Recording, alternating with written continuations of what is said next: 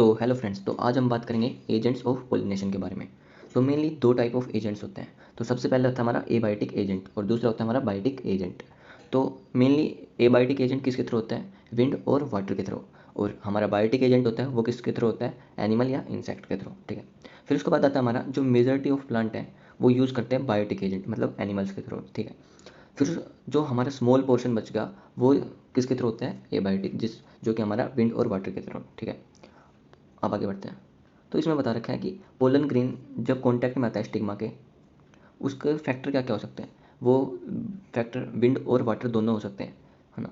पर इनमें क्या होता है कि जो लॉस होता है पोलन ग्रेन का वो बहुत ज़्यादा होता है। ठीक है। तो इनके केस में क्या होता है फ्रेंड्स, जो फ्लोर है ना वो प्रोड्यूस करने लग जाता है इनॉर्मस अमाउंट, मतलब बहुत ज़्यादा अमाउंट में पोलन ग्रेन्स को। ठीक है। तो ये यहाँ पे बता रखा है when compare to number of ovule, ovule से अगर कंपेयर करें। ठीक है। क्योंकि पोलिनेशन करवाने के लिए। ठीक है। फिर उसके बाद आता है हमारा फ्रेंड्स विंड पोलिनेशन के बारे में आपको बताया। तो विंड पोलिनेशन मेनली कौन करते हैं? मोर कॉमन किस में होता है फ्रेंड्स? एबायोटिक एजेंट्स में। ठीक है। विंड पोलिनेशन एबायोटिक एजेंट्स में ज़्यादा कॉमन होता है। ठीक है।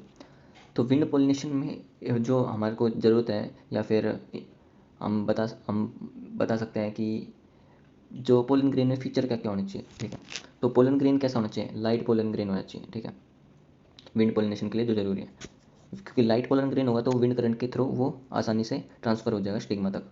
और एक नॉन स्टिकी होना चाहिए। नॉन स्टिकी होगा तो वो चिपका नहीं रहेगा, उस जो एंथर से चिपका नहीं रहेगा। तो यही बात होगी, वो आसानी से दोबारा से विंड करंट के थ्रू ट्रांसपोर्ट हो जाए। ठीक है। फिर उसके बाद तीसरी बात आती है कि जो एंथर से बाहर, एंथर के साथ जो पोलन ग्रेन है वो बाहर, स्टेमन स्टेमन मतलब मेल यूनिट होती है। ठीक है। तो बाहर एक्सपोज होना चाहिए, मतलब एयर के साथ, तो जिससे कि वो विंड में डिस्पर्स होके वो विंड करंट के साथ फ्लो हो जाए। ठीक है। अब उसके बाद हमारे बात करते हैं कि ये जो स्ट्रक्चर दे रखे हैं आपको, है ना, ये एक पिस्टल में स्टिग्मा के ऊपर दे रखे हैं। ठीक है। तो इसमें क्या बता रखा है? ये जो फेदरी स्ट्रक्चर है ना, उनके बारे में बता रखा है। तो फेदरी स्ट्रक्चर का काम क्या होता है? तो ये करते क्या है फ्रेंड्स, जितने भी जो एयर में जो भी पोलन ग्रेन होते हैं उनको ये ट्रैप कर लेते हैं, मतलब पकड़ लेते हैं। ठीक है। अब विंड पोलिनेशन अगर बात करें तो इनमें क्या होता है कि ये बहुत ज़्यादा, विंड पोलिनेशन के केस में, कि पोलन ग्रेन्स बहुत ज़्यादा होते हैं। ठीक है। रिलीज़ करते हैं तो ये आसानी से पकड़ लेते हैं, तो ये बहुत ज़्यादा होते हैं। ठीक है। तो इन के अगर इस पैक स्ट्रक्चर की बात करें तो इसको बोला जाता है इनफ्लोरेसेंस। फ्रेंड्स क्या बोला जाता है इस स्ट्रक्चर को? इनफ्लोरेसेंस। ठीक है। अब हम इसके एग्जांपल से फैमिलियर भी है, मतलब कि हम जानते हुए हैं। इसका एग्जांपल जो किया है कॉर्न, कॉर्न मतलब मक्का। ठीक है। फिर उसके बाद यहाँ पे ये विंड पोलिनेशन होते हुए दिखा रखा है, ये यहाँ पे बता रखा है। ठीक है। कि जिसमें पोलन ग्रेन्स को ट्रैप कर। ठीक है। और विंड पोलिनेशन सबसे कॉमन किस में होता है? ग्रासेस में होता है। ठीक है। फिर उसके बाद आगे बढ़ते हैं।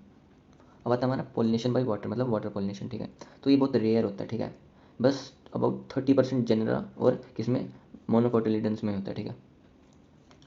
अगर हम बात करें तो लोअर प्लांट्स जैसे कि एल्गी, ब्रायोफाइट, टेरिडोफाइट, तो इनमें माना जाता है कि जैसे कि कुछ ब्रायोफाइट्स में और टेरिडोफाइट्स में जो डिस्ट्रीब्यूशन होता है वो लिमिटेड होता है, क्योंकि इनमें जो नीड ऑफ वाटर है ना वो भी कभी पड़ती है मेल गैमेट और फर्टिलाइजेशन के टाइम पे। ठीक है।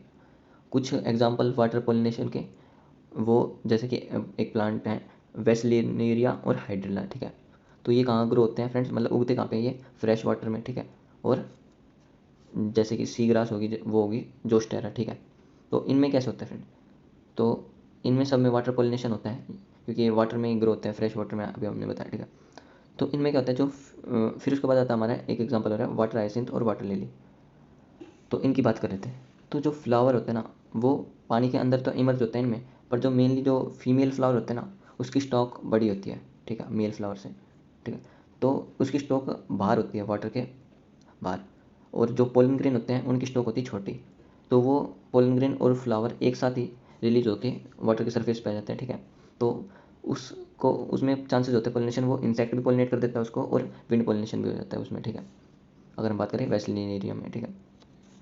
और ये पोलिनेशन कैसा होगा फ्रेंड्स? इनमें क्या होगा, जो पोलिनेशन होगा पैसिवली, मतलब कि वाटर करंट के थ्रू ही होगा पोलिनेशन। ठीक है।